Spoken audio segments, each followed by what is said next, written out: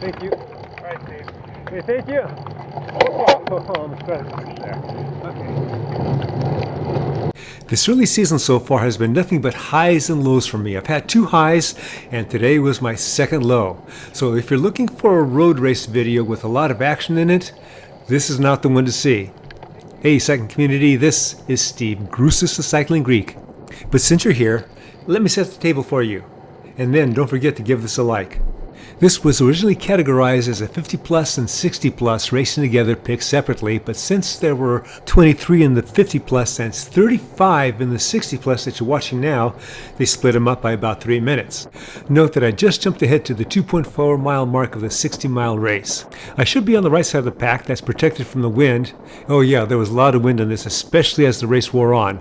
And you'll see a rider out there in the distance that he's decided to break away. So I'm trying to get in good position so I can come up this small climb. We'll do about a 135-degree turn to the right, and then we're going to be on the flats. In the second half of each lap, you still have an ample amount of flats, but you also have a number of big rollers scattered throughout that second half, including a KOM, which appears about, let's say, 3 miles, 2 miles before the finish.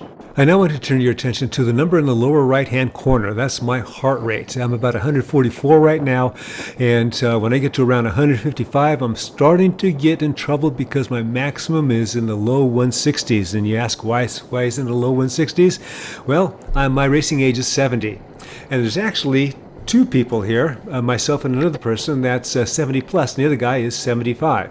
He unfortunately did not finish the race. The thing about this race is each time you go around, you go right by your cars. So if you get dropped in your first or second lap, it's real tempting just to call it a day. As soon as we cross the bridge over 505, the drilling begins. And this is playing into one of my weaknesses. Most of the training I do is solo. In fact, most of the training that I do is endurance-based. When I do train with others, it's often people that are close to my abilities, so I don't have that person that I can actually motor pace on, which is what I need for this situation here. For the next mile and a half, we're going 28, 29, and 30, sometimes dipping down to 27. When I was a young cycling Greek, not a problem. But a 70-year-old cycling Greek? Well, that could be a problem. So the question is it my age versus the 60-year-old that's in the front drilling it at 30 miles an hour? Or is it my lack of training in this particular area? Probably a little of both. As an example, let's take my first race of the year. I had been doing some VO2 max work and some 30-30s leading into that first race. But they were all solo. I hadn't been doing any type of race play. And then when I encountered in the second half of the race 1 too many sustained attacks, I was dropped. Fortunately, and probably because of the work I'd already done, I was able to adapt and be ready for the next race the following week. The pounding I received in that first race actually helped me adapt. I also came across an occasional training partner that we were able to do a little bit of race play, and that was also beneficial. That second race was not only littered with sustained attacks, but had 180s at both ends of the 5-mile lap. Now the question comes down to, what do I need to do in my training to adapt to this situation? The first thing I'm thinking of is motor pacing. But how easy is it to get somebody to motor pace you? I'm thinking maybe there's some people on e-bikes that can go pretty fast, and I'm checking that out. The other option is that I train with faster people, and at 70, there's a lot of faster people now compared to when I was much younger. That one's going to be a little more tricky because if they're strong enough, and we have them here, that they can sustain 30 miles an hour for much longer than I need, I'm probably not going to be able to stay with them very much or get to the point where I can actually start that training with them because they have their own training to do. So maybe my best option is to find somebody with that e-bike. Another thing that I look at is, what's my limiter that prevents me from riding 30 miles an hour ad nauseum? Basically, I only have 2 choices, aerobic or muscular. Currently my heart rate's about 151, and depending on what my maximum is, I'm probably right around 92-93% of that maximum. I'm thinking aerobic is a consideration, but that's not the main cause. I'm going to say the main cause is mainly muscular.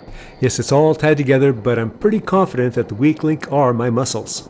To the action on the screen, I am getting gapped. We're heading up to that right turn, and I'm hoping that this guy is able to pull me up. But I can't get right on his wheel because he has a line of riders behind him. So I need to be patient, not cause any crashes, and get on the wheel as soon as it comes by me. Like this guy here. No, this guy here. Crikey, I'm going to end up in the back of a long line. Look up ahead, we're all stretched out. Soon we'll be taking that hard ride onto that farm road, which fortunately has changed since the last time I've done this race. This course contains a few miles of farm roads that were once littered with potholes, and that was the last time I've done it. Here's that right turn. And now it's been paved, and there's only one pothole that exists in the whole 20-mile lap. I remember right before this turn I was thinking, man, am I going to keep this up for 60 miles? Well, pretty much the answer is no.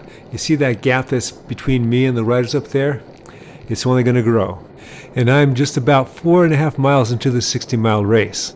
So right now I'm keeping up whatever speed that I can because I'm hoping that everyone will just kind of bunch up and slow down. But unfortunately, that never happens. Well, maybe it's happening a little right now, but they don't stay slow very long. It seems like riders are close, but I actually zoomed quite a bit just to show you that there's people that are dropped, that got dropped after I got dropped, and I don't know what was happening behind me. I always thought I was the last one, but there may have been dropped people back there because there's quite a few people that didn't place in this race. Just after the 7-mile mark, I caught up with Clean Power's Ryosai Kaneko. After each of us got a sense on how the other person rode, I called for doing 1-minute pulls. And we were very consistent with that. We did a pretty good job. As the wind was increasing, and that included gusts, it was easy to tell what side to echelon on. If Arai was leaning his bike one way, I'd go to the other side. Jumping ahead to the back half of the second lap, Bariani and I had been keeping our 1-minute pulls up and keeping our speed pretty constant. Until we got to this little climb, and then my legs just couldn't keep up with them. So now I'm at the 35-mile mark. I'm going to be hitting the end of the lap, start of the third lap, and I'm not giving up. I've driven all this way. I'm going to kill myself to complete this. At the end of the race, my legs felt like they went through death. I was out there so long that my camera battery ran out of juice after 2 hours 40 minutes. When it was all said and done, with 10 people not finishing due to various reasons, I was the last man standing. With a 3.5-hour drive, I had some serious car legs when I got home. Alright, this was not your typical race video. For you old guys out there, you can relate. For those of you not there yet, remember as you get older, you gotta make adjustments. Alright, you know the drill. Comment, like, subscribe. The Cycling Greek.